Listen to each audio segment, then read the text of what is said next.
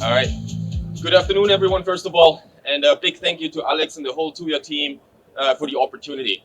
There was many things said already. I think that we can everyone learn from each other.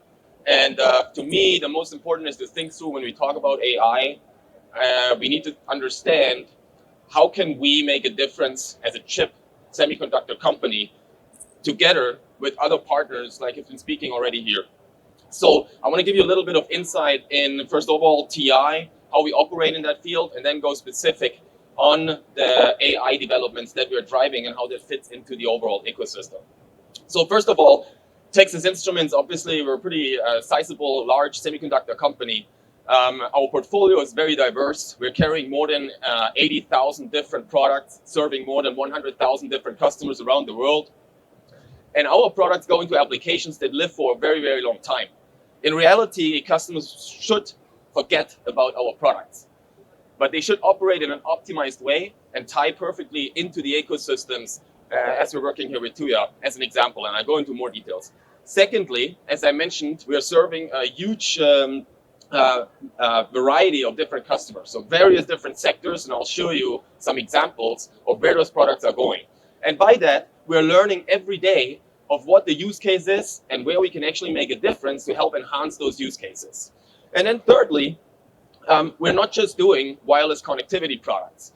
Our products are engaging with other processors in the system. We're engaging with sensors we're building ourselves or other companies as well. We're doing a lot of power management, and it's really about building the system in an optimized manner. We heard already about some of the constraints we're all facing sometimes in terms of power consumption, in terms of memory size, in terms of scalability. So that's really where we want to understand in the partnership about the use case, then about the system, and really optimizing our products to fit into those places.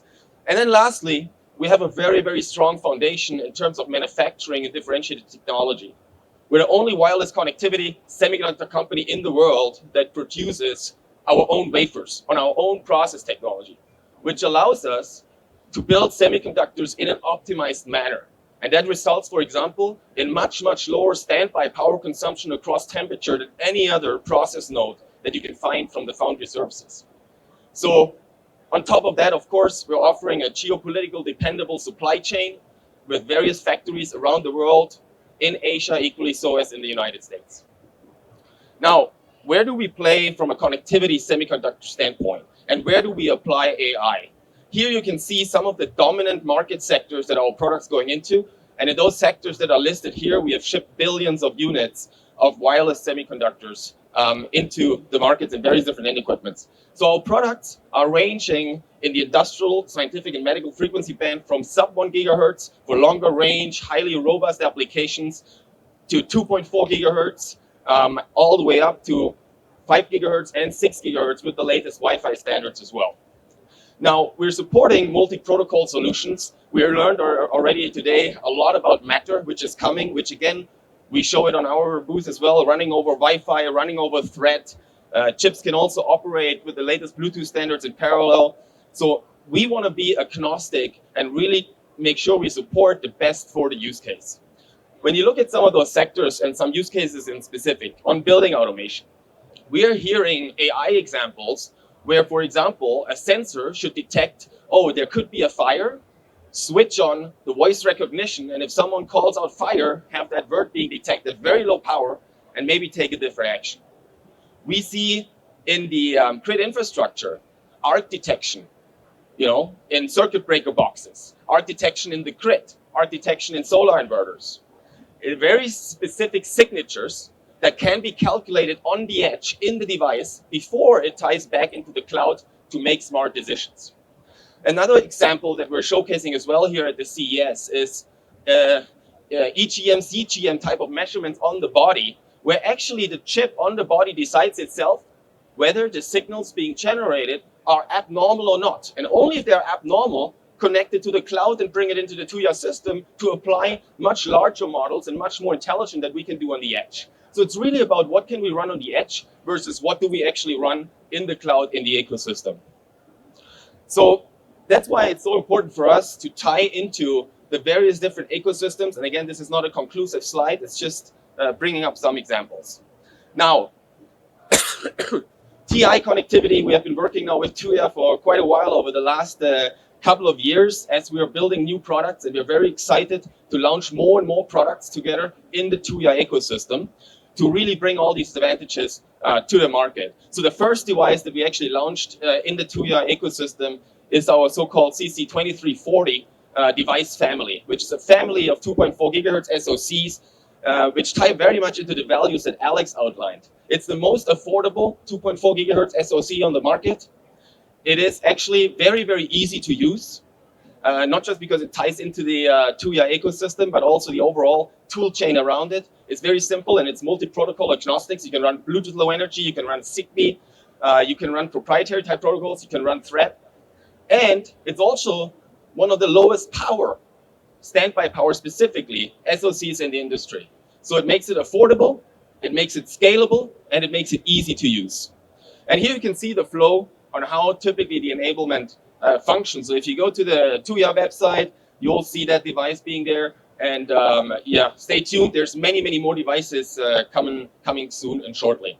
So what we've built over the last 2 years is actually a very scalable portfolio. And this is only showing the 2.4 gigahertz portfolio. I talked about it. We have similar pictures and portfolios on sub 1 gigahertz, on Wi-Fi SoCs as well that are coming out as we speak, where the 2340 family, which is Tuya enabled today, scales in terms of different memory sizes, different feature set, different package fronts. Again, lowest standby power in the industry, still having pretty good compute power inside the device itself. Now, we took this device and brought it to the next level, which will be enabled soon, very, very soon within Tuya, and has additional capabilities. Not just that it has completely unique new hardware security modules inside, it has also unique AI accelerators inside. To give you one use case, and this is out of the Bluetooth specification, Bluetooth 6, which has just been launched, with a new feature called channel sounding. Channel sounding is the ranging mechanism, phase-based ranging and return time of flight-based ranging of devices. So within the Bluetooth now, you can actually detect how far you're away. We're actually showing the floor here at CES. And now there's different scenarios. If you have your device in the back pocket, or if you have the device somewhere mounted on the wall or in your hand, it's a very different RF performance. Now think about if the device would know itself where it is right now, in which environment, and based on that, with AI adjusting the data on how to perform the ranging, on what algorithm to apply. There's plenty of different algorithms to use. So we are showing adaptive algorithm based on AI technology that runs in this specific signal processing APU, it's called, algorithmic processing unit, that pre-processes and decides itself what algorithm to adjust to increase the robustness of the ranging performance. And then once you're getting close to the device, then you start communicating the actual information to the cloud and then work on the overarching AI model. So again, it all ties in how the stack builds up. When it comes to overall TI, Edge AI portfolio, and that's where we're really focused, it's not just connectivity devices. Sometimes you need higher level of processing that wouldn't make sense to combine with a radio, right? Because you want to have smaller process nodes, you want to have multi-cores, you want to have different level of interfaces. So we're building different levels of portfolios, ranging from low-cost MCUs and wireless connectivity devices, very low cost and very low power, to mid-range all the way to multi-ARM-based processors for different AI use cases. So as we're serving so many different customers and as we're learning, we will expand that portfolio very, very rapidly. So on top of that, it is important, as we learned already, to tie into that ecosystem also with the tool chain. So in TI, in order to really make it visible, what means Edge AI? How can I get my model actually programmed? How can I get my model trained? How can I get my model compiled? And how can I get my model deployed? We have developed what is called the Edge AI Studio. And you can find that on the TI website. And in the Edge AI Studio, you have different entry points. Whether you come in and say, hey, I have data. For example, I go back to my EGM or my architecture example. I know how the signals look like when there is an arc. But how do I bring that into a model? I can train on the device on how those signals should be processed. Then I go and say, I take this model and compile it, evaluate it, deploy it on the SoC. But maybe I do have already a pre-trained model and I just want to get it on the SoC. Well, then you enter and you compile it for that specific SoC. And then the last step is I just want to evaluate and see if this is how this is running on this SoC. Is it low power enough? Is the memory good enough? Do I need a different device? Then I just use the evaluate route. So different angles to get into the ecosystem with TI. So with that, TI is heavily invested on the edge AI, but most important again is how do we use AI? What is the use case? And where can we bring a benefit from a chip perspective and tie our chip into the ecosystem to really make the AI story a much, much larger story. So huge job opportunity. We're happy to learn and provide you and get your feedback. So thank you again to the whole Tuya family and friends. Thanks, Alex. And all of you have a great show and stay healthy. Thank you.